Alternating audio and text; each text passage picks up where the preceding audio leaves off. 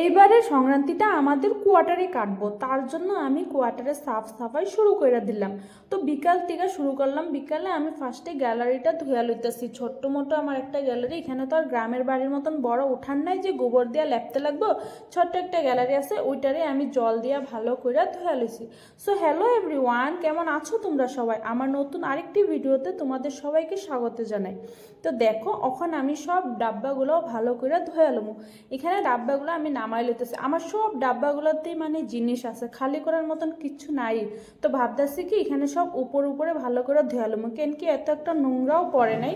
কোয়ার্টারে আইসি মাত্র আমরা 3-4 মাস হইতে। তো এখানে আমি ডাব্বাগুলো উপরে সব ধোয়া লইতেছি, আর যেগুলা খালি আসলো এগুলারে ভালো করে ধোয়া লইছি ভিতরও। তো এগুলা উপরে ধোয়া দেখো এখন আমি মুচ্ছা রেখে দিতেছি, কেন কি এখানে বাইরে রৌদ্র দেওয়ার মতন জায়গা নাই। যেটুক জায়গা আছে এখানে দিলে তো সব বান্দরে খায়া লিব, হ্যাঁ করে পিকনিক হয়ে যাব। তো দেখো আমি ঘরে এগুলা মুচ্ছা ভালো করে জল শুকাইয়া ঘরে রেখে দিছি। আর এই যে এখানে বস্তাটা ধুয়ে লিতেছি, এগুলা মানে চাউলের বস্তা আসলো, আমি এগুলারে কাটতে রেখে দিছি। কেন কি একটা সাদা, ওইখানে জল পড়লে দাগ দাগ হয়ে যায়, দেখতে ভালো লাগে না, তার লেগে আমি বস্তাগুলো দিয়া দিছি। তার এগুলা দেখো এখন আমি এটা মুচ্ছা লইতেছি। এবারে তো কোয়ার্টারটা একটু সুন্দরই পাইছি, নাহলে অন্য জায়গাতে এগুলো সব ভাঙ্গা থাকে। এবার তো খুব ভালো পাইছি, দেখাও খুব ভালো লাগে, সুন্দর একদম সাফ সাদা। তো দেখো মুছা কমপ্লিট হয়ে গেছে।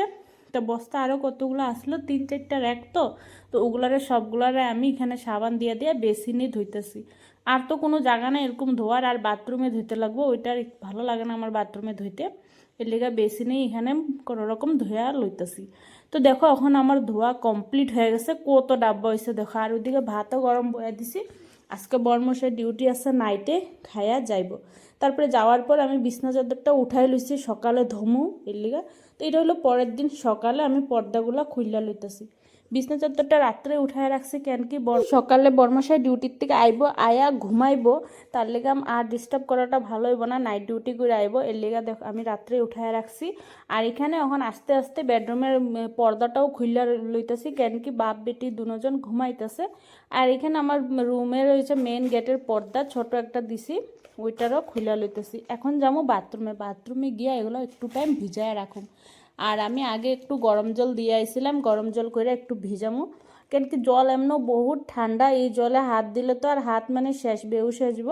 তার লেগে দেখো আমি কাপড়টা ভিজাইছি গরম জল কইরা। তারপরে আইসি এখানে একটু হালকা পাতলা মাকড়সার জাল আসলো, এগুলারে ঝাড়ু দিয়ে করে দিতে।